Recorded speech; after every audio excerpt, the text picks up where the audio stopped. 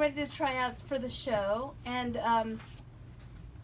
so she says, okay, I squeeze she's got these two grandmothers, and both of them really want her to be in their cultural pool. One of them wants her to identify she's a black girl. And the other one's like, nope, you're my Bengali granddaughter. So she's actually sitting physically on the couch in the scene. And both of them are large women, voluptuous women. So she's actually sitting on the couch in between these two grandmothers in the scene. I squeeze my way out through the grandmothers and head to my room. My cousin and I, her cousin is fully Indian, both started Kathak lessons when we were small. Anna took classes in Mumbai while I studied here in New York. But Anna quit early while I kept going. Turns out that little Miss India is too petite for Kathak. The dance works better with a body like mine. It's the one Bengali thing I'm better at than my cousin. Muscular thighs, long lean limbs and fingers, and a strong butt come in handy for all those twists, bends, and squats. I love the way the bells on my ankles and wrists keep time to the mathematical rhythm of the tabla drum. And I'm good at the body vocabulary that tells a story without having to use any spoken language. I put on my salwar, dangly earrings, and lipstick, and I'm almost ready. When I emerge, the grandmothers are still sitting silently on the sofa with a shanti-sized space in between them. Mm-hmm. Grandma Rose wrinkles her nose at my Indian outfit. I have no idea how you dance and all that, she says, her hands fluttering up and down and side to side and arcs so wide I might be wearing a nun's habit. Mm-hmm. Come with us and find out, Grandma, I say. I could use the moral support. I'm actually hoping for a lead role in the upcoming Kathak recital. It's the first show choreographed by our new teacher, and she's assigning parts today. No speaking required, just dancing. Didu stretches out a hand, and I use my quad strength to heave her to her feet. You are the best dancer in that class, Shanti, she tells me. If only your hair were a bit longer. I keep my hair short and natural. My Bengali mom wears her hair cropped close to her head too, but Didu's expressed her opinion clearly. She prefers long hair. Your hair is perfect, Chantal, Grandma Rose says. It shows off your long neck and your strong shoulders.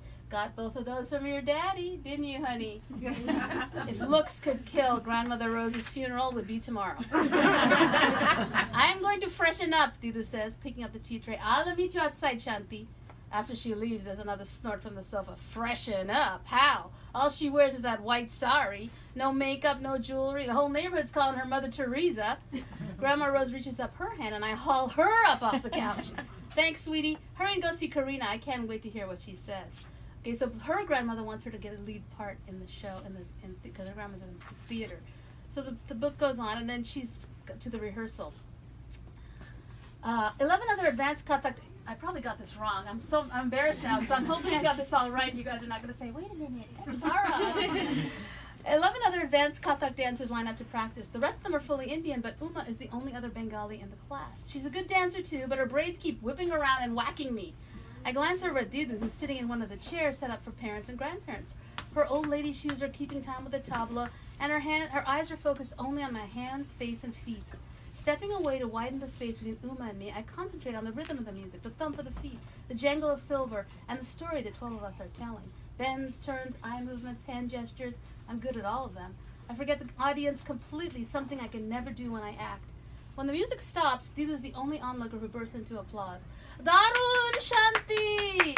Tui A classes shop chip halo nachish! You dance the best in the class. She calls to me in lilting Bangla.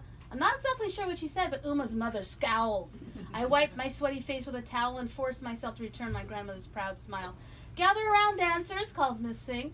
You've done so well. It was difficult to assign the parts for our recital. We have 2 lead roles in the dance, a princess and a prince. I hold my breath.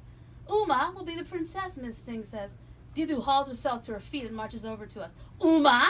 Have my ears gone bad? Uma's mother gasps. It's okay, I whisper when Didu reaches my side. No, Shanti, you are the best dancer in this class. Her voice is bold and firm. She's right, I think suddenly. My body bends and twirls with more strength and grace than the others. My eyes and hands are better storytellers, but I don't speak up. My cheeks feel even hotter than they did when I was dancing. Didu turns to face Miss Singh. My granddaughter should play the princess. I'm sorry, Mrs. Das, Miss Singh answers. I've already made my decision.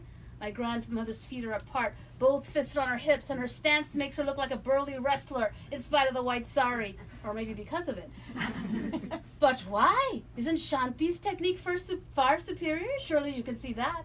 Miss Singh shakes her head. Your granddaughter's talented. I'm not denying that. But for my recitals, I have to think about how the dancers look, as well as how they dance. Shanti's, well, her appearance is just right for the role of the prince. It's a big part also. Don't worry. Okay, let's move on. The rest of you will be their subjects. So you can see how the tension of the cultures is playing out, because she doesn't have the long braids to swing around. But then at the end of this little scene, the moment, she decides, no, I'm black and I'm Bengali, and that's who I am.